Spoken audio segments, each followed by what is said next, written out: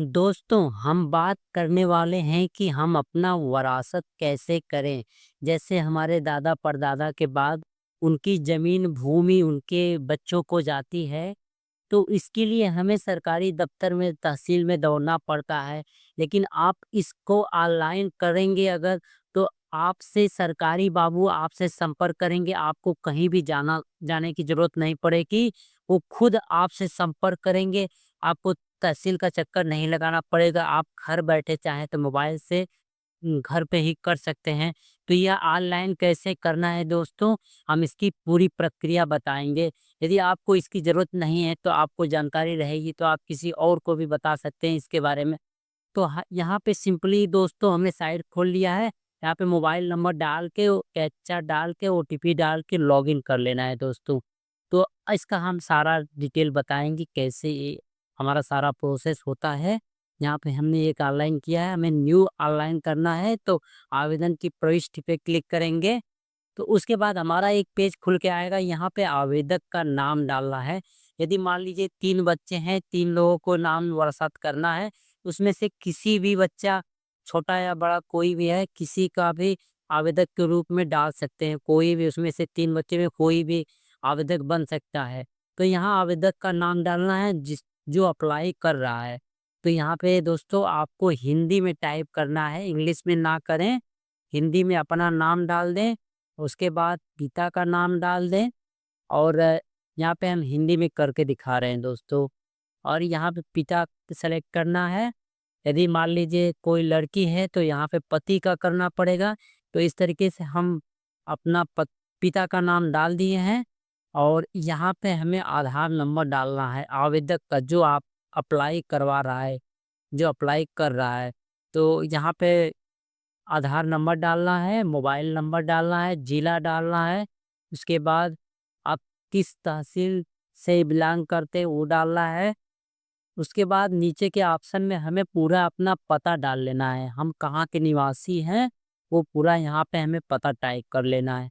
तो हम आपको हिंदी में टाइप करना है, टाइप करके दिखा रहे हैं कैसे टाइप करना है।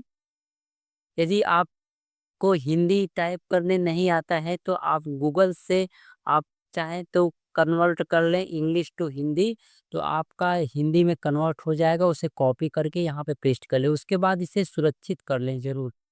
जो भी कॉलम आप कर रहे हैं, उसके बाद नीचे जो ऑप्शन दिया सुरक्षित करें, इस सुरक्षित करें के ऑप्शन पे आपको कर देना है। नीचे के ऑप्शन में लिखा है मृतक मृतका विवाहित पुनर्न, तो यहाँ पे आपको जो मृतक है उसका डिटेल देना है। तो यहाँ पे लिखा है पुरुष, पुरुष है तो पुरुष डाल दीजिए, औरत है तो औरत। खातेदार की मृत्यु हो चुकी है, खातेदार का नाम, जहाँ क्या कोरोना की वजह से हुआ है तो यस करें, हाँ करें, नहीं तो नहीं करते। उसके बाद यहाँ देला खातेदार की मृत्यु की तिथि। आप खातेदार जो पहले जिसके नाम से खेत था, उसकी मृत्यु हो गई है तो किस डेट में हुई है, उसके पिता का नाम यहाँ पे सेलेक्ट कर लेना है।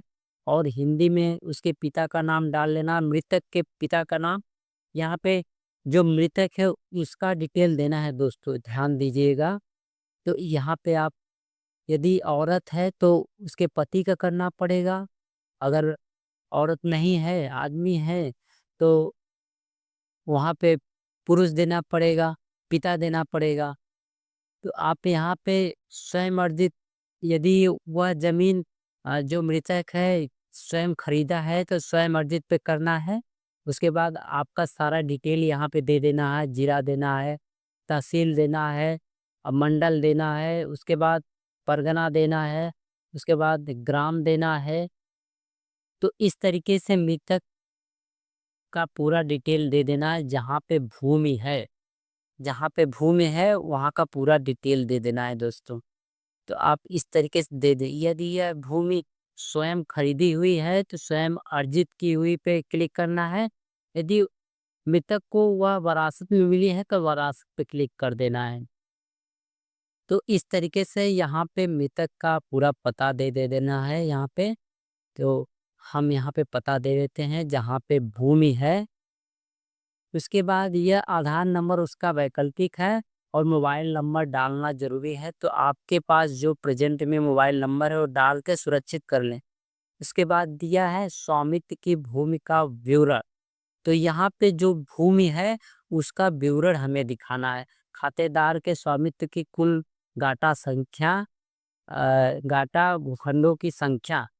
तो कहाँ पे पहले हमारी ज़मीन है उसे सेलेक्ट कर लेना है, जिला और तहसील, उसके बाद परगना, उसके बाद कौन से गांव में ज़मीन है तो गांव सेलेक्ट कर लेना है यहाँ पे।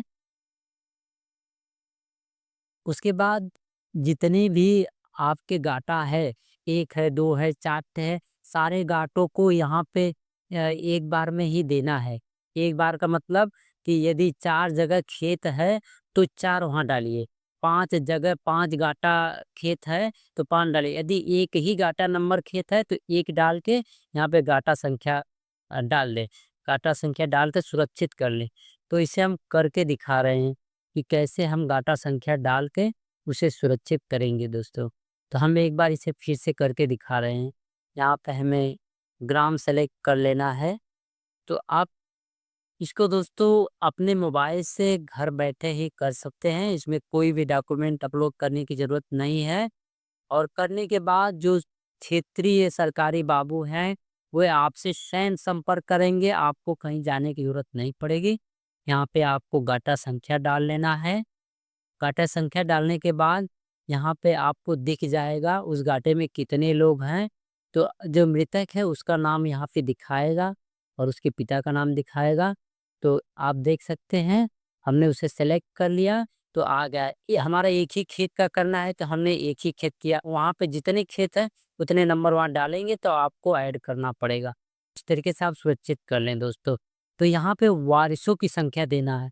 यदि 5 बेटे हैं तो 5 नंबर डालें। यदि 3 बेटे हैं तो 3 नंबर डालें। 3 नंबर वारिस को जितने भी वारिस हैं उतना नंबर वहाँ पे सेलेक्ट करें जहाँ पे हमने 5 नंबर डाला है। तो आप बारी-बारी से 1, 2, 3, 4 जितने लोग हैं सबको यहाँ पे डिटेल देना है। तो हम पहले एक लोग का दे रहे हैं यहाँ पे, आपको दे के दिखा रहे हैं दोस्तों। तो यहाँ पे नाम डाल दिए, उसके बाद पिता का नाम डाल लेना है, जो वारिस है, जो वारिस बनेगा उस खेत का, उसका डिटेल देना है। उसके बाद खातेदार से संबंध क्या है, पिता है यहाँ पे कर देना है। उसके बाद उसका यहाँ पे पूरा पता डाल लेना है, जो वारिस है उसका पता डाल लेना है। यदि खेत कहीं और है और वो निवास कहीं और कर रहा है तो जहाँ पे निवास है उसका वहाँ का यहाँ पे डिटेल डालें। तो वो जहाँ निवास कर रहा है वहाँ पे वहाँ का यहाँ पे पता डाल दें। हम आपको डाल के दिखा रहे हैं दोस्तों। यहाँ पर सारा हिंदी में डिटेल देना है, सब कुछ हमें हिंदी में देना है। तो दोस्तों ये भाग 4 वाला बहुत ही ध्यान से दीजिएगा क्योंकि इसमें वारिसों जो वारिस हैं उनका डिटेल देना है। तो इस तरीके से आपको यहाँ पे वारिस जोड़े तो आप देख सकते हैं 1 नंबर यहाँ पे जुड़ गया। उसी तरीके से आप दूसरे बच्चे का यहाँ पे नाम डालें। दूसरे बच्चे का यहाँ पूरा डिटेल डालें जैसे पहले बच्चे का हम डाले हैं उसी तरीके से दूसरे बच्चे का डालें। यदि उसमें कोई लड़की है या उनकी पत्नी है तो वहाँ पे जो है कि आप उनका भी डाल सकते हैं, डाल के जोड़ लें और उसके बाद सुरक्षित कर लें।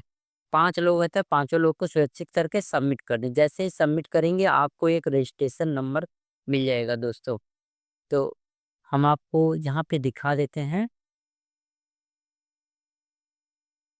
एक बार इसे आप चेक कर लें। हमने इसे सबमिट कर लिया है और हमें यहाँ पे एक नंबर भी मिल चुका है। वह नंबर आपको दिखा रहे हैं कि आप देख सकते हैं यहाँ पे कंप्यूटरीकृत आवेदन संख्या यहाँ पे हमें मिल चुका है। हमने आवेदन कर लिया है। अब आपको कुछ भी करने की ज़रूरत नहीं पड़ेगी। आपसे सरकारी बाबू स्वयं संपर्क करेंगे। यदि कुछ दिन वेट करने के बाद नहीं कर रहे हैं तो इस कागज़ को आप ले जाके अपने लेखपाल बाबू को दे दें।